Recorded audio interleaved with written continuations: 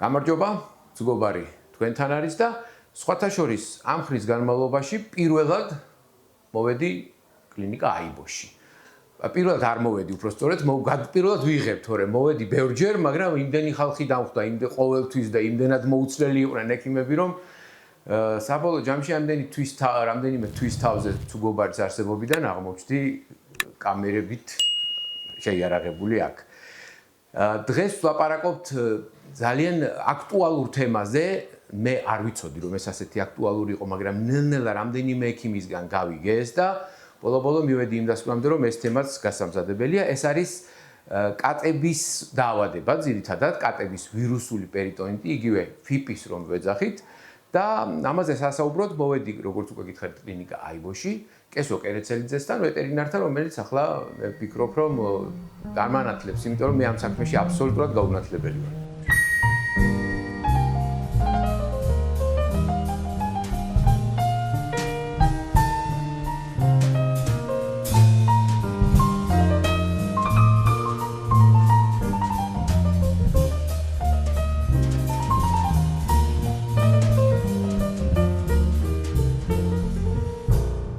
მოდი დავიწყოთ ზოგადად რა არის ეს დაავადება, რა ჩემნაირი ადამიანი ალბათ ბევრი უყურებს და არ იცის რას ნიშნავს პერიტონიტი.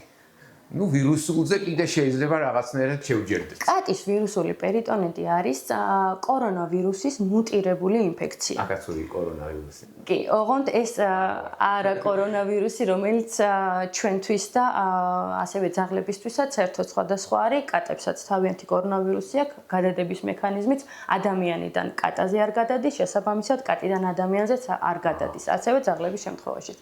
ეს არის მუტირებული ვირუსი. ეს რას ნიშნავს? კატას პირდაპირ ფიპი ვირუსული პერიტონიტი არ ემართება. უნდა შეხვდეს კორონავირუსული ინფექცია, რომელიც არის ძალიან გავრცელებული კატებში და ეს კორონავირუსული ინფექცია შემდგომ უკვე მუტირდება და გადადის ფიპში, რაც უკვე არის საკმაოდ სიცოცხლისთვის საშიში.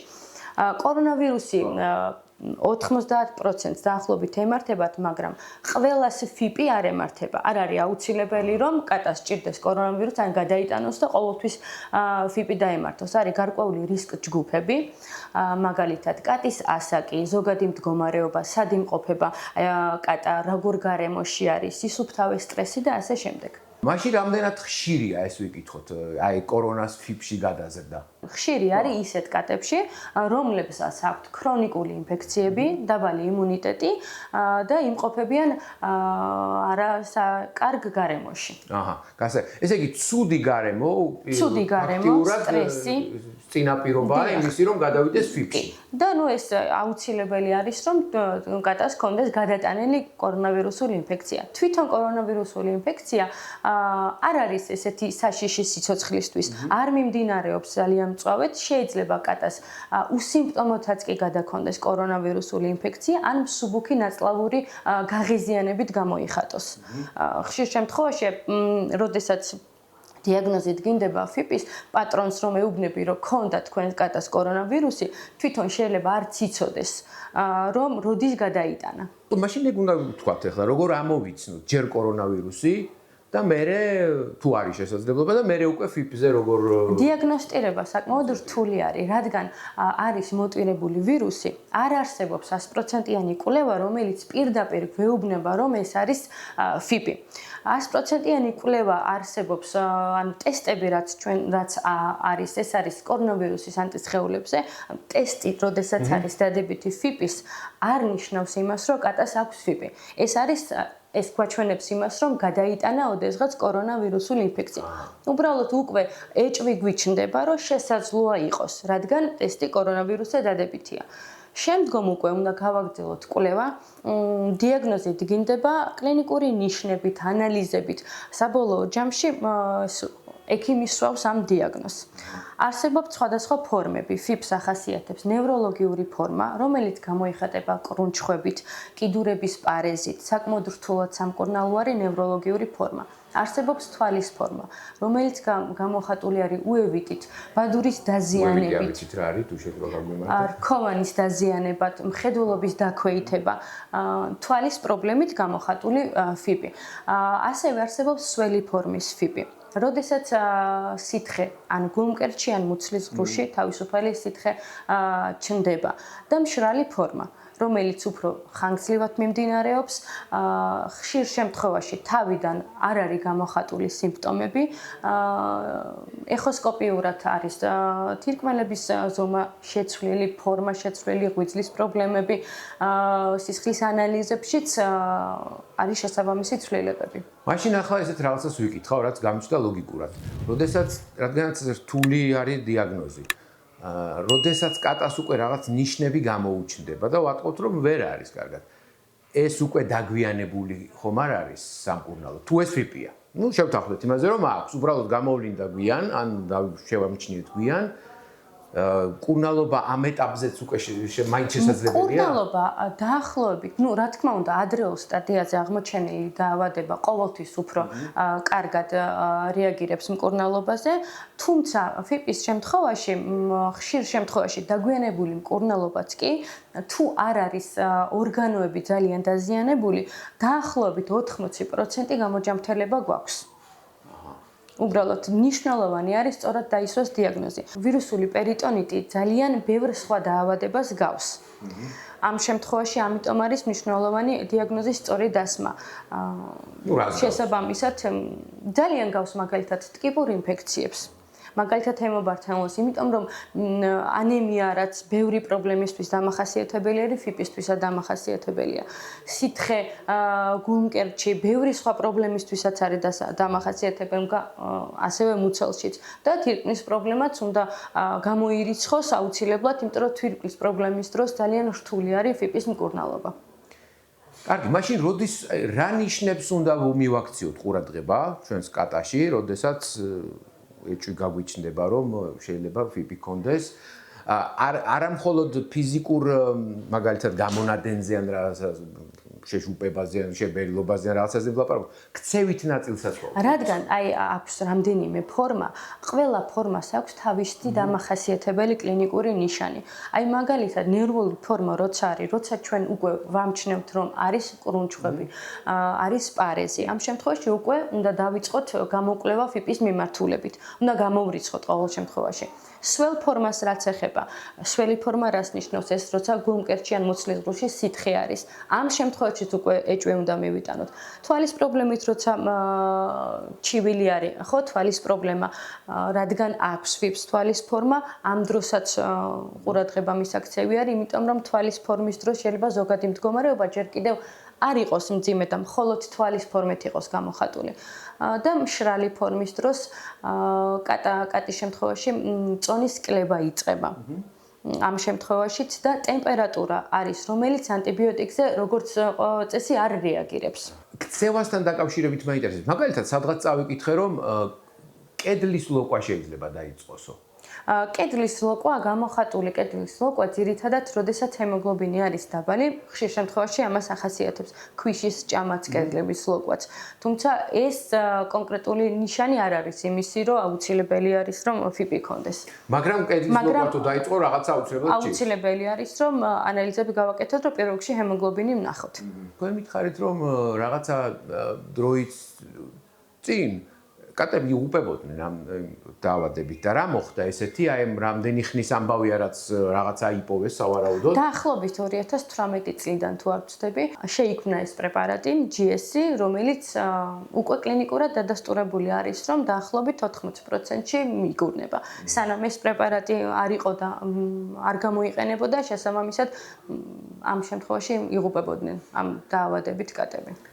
ესე იგი, მეგობრებო, კატებმა რომ მოირჩინეს კორონა, მაშინ დაგვემართა ზუსტად ჩვენ.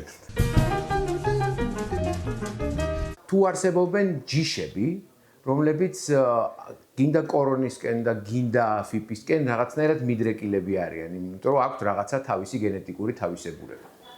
ამ ფიპის შემთხვევაში ჯიშობრივი მიდრეკილება ნაკლებად არის. რაც შეეხება კორონავირუსს უშუალოდ ესე კონკრეტულ ჯიშებზე არ ძალიან ხშირი არის და ყველა კატა შეიძლება დაემართოს. ჩვენი სპონსორის NutriMax სპეციის შეკითხვა არის შემდეგი, რაც ალბათ ლოგიკურია ამ სიაში შეკითხვების. გადადება როგორ ხდება ფიპის? ფიპი უშუალოდ უკვე ვირუსული პერიტონიტით დაავადებული კატა ვერ გადაძდებს სხვა კატას ვირუსულ პერიტონიტს. არ გადადის ვირუსული პერიტონიტი კონტაქტით. გადადის კორონავირუსული ინფექცია, რომელიც უშუალოდ ფეკალურ მასებთან შეხებით გადადის კატიდან კატაზე. გავიგე, ესე იგი, როგორც ასეთი უკვე ფიპად ჩამოყალიბებული, არ გადადის კატიდან კატაზე, თუნდაც ეს იყოს ფეკალური მასთან კონტაქტი, ხო? ფიპი არ გადადის კატიდან კატაზე. ფიპი არის უკვე როგორც ვთქვი, გართულებული უკვე მუტირებული ვირუსი, კორონავირუსის გართულებული მუტირებული ვირუსი. ფიპის მკურნალობა რა პროცესია, რამდენ ხანს გრძელდება, რამდენად მძიმეა ეს მკურნალობის და მკურნალობა საკმაოდ ხანგრძლივი არის, მოიცავს 84 დღიან კურსს და საკმაოდ მტკივნეული არის, რადგან თვითონ პრეპარატი, რომელიც კეთდება ინექციის სახით, საკმაოდ მტკივნეული არის. რა თქმა უნდა, ჭირდება პერიოდულად ანალიზები, დაახლოებით 2-3 კვირაში ერთხელ და თუ გვერდითი თანხლები დაავადებებიც არის ამ ფიპთან ერთად, რა თქმა უნდა, მასაც უნდა ვომკურნალოთ და ფიპს ახასიათებს, როგორც ვთქვით, გართულება სხვადასხვა ორგანოებზე, ეს არის ძირითადად ღვიძლი და თირკმელები და პარალელურად, რა თქმა უნდა, ამაც ღვიძლიც და თირკმელიც სამკურნალო არის. ასევე ახასიათებს გამოხატული ანემია. შესაბამისად უნდა ვაკონტროლოთ ჰემოგლობინის დონე სისხლში და სითხის შემთხვევაში თუ არის სითხე გულმკერდისში ან მუცლის ღრუში, ამასაც ჭირდება კონტროლი და შესაბამისად მხოლოდ ერთი პრეპარატი არ არის საკმარისი ფიპის სამკურნალოდ, იმ გართულებებსაც უნდა ვომკურნალოთ, რაც აქვს ფიპს.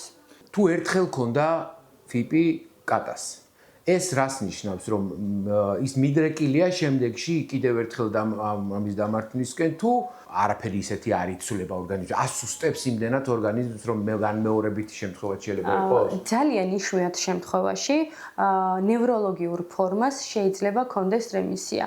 თუმცა ეს ხდება არ არის ესეთი ხშირი და ძალიან იშვიათ შემთხვევაში ხდება. თუ კატას თანხმლები დაავადებები აქვს, როგორც თქვით, მაგალითად იმუნოდეფიციტი ან ლეიკემია და აი ამ შემთხვევაში შეიძლება ოღონ იშვიათად კონდეს რემისია. გავიგე, რომ ცუდ პირობებში თუ ცხოვრობს, მეტი შანსია დაემართოს ფიპი. მაგრამ ჩვენ რა შეიძლება გავაკეთოთ, გარდა იმისა, რომ ნორმალურ პირობებში იყოს, მაგალითად სისუფთავეში იქნება თუ კვების მხრივ, რაღაცა ვიტამინის თუ რაღაც დანამატის მიცემის მხრივ, აი რა შეიძლება გააკეთოს ადამიანმა, რომ მაქსიმალურად დაიცვას თავისი კატა ფიპისგან? ძალიან მნიშვნელოვანი არის სუფთა გარემო, წყალი, საკვები, ბალანსირებული კვება, ნაკლები სტრესი. კატისთვის სტრესის შემთხვევაში არა მარტო ფიპი შეიძლება დაემართოს, სხვა ბევრი დაავადებების მაპროვოცირებიც არის სტრესი. ზოგადად კატები სტრესულები არიან? რატო თითქოს ძალიან ისეთი არხეინები ჩანან? კატების სტრესში უბრალოდ შეიძლება ბევრი პრობლემა განუვითარდეთ.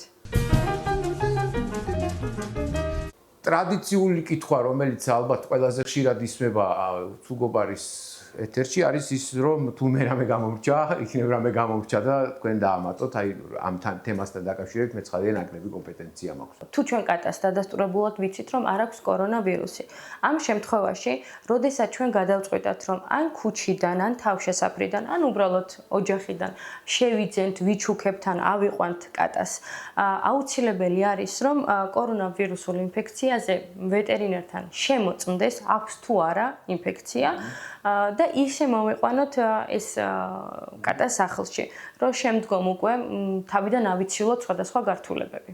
ეს კორონა გენეტიკურად როგორ არის?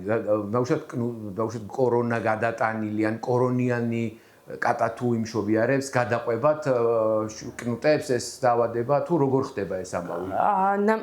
თუ უშუალოდ ვირუსი აქტიურ ფაზაში არის, გადადებაც ხდება ამ შემთხვევაში. და ფიპის შემთხვევაში რა ხდება? ფიპის შემთხვევაში, როგორც თქვით, არ გადადის.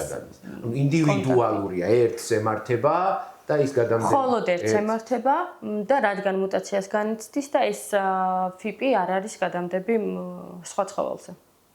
რა ვიცი, თუ რამე კიდე არ დარჩა, დიდ მადლობას გადაგიხდით. აი კამერის უკან რომ გაგახედათ რა ხდება ახლა უფრო ადრეც მომთხოვდით რომ გაუშვი ადამიანიო მართლაც დიდი მადლობა კესო კერესელიძეს იმისთვის რომ ასე დატვირთულ მომენტში შუადღისით მიმიღო და ფიბზე მესაუბრა იმიტომ რომ ეს მართლაც აქტუალური თემაა და აქვე ბოდიში მინდა მოიხადო კატების მოყვარულებთან რომ ჩემი გადაცემები ძირითადად უფრო ძაღლებისკენ მიდის ხოლმე და დღეს სპეციალურად გადაცემა დაუთმეთ კატებს.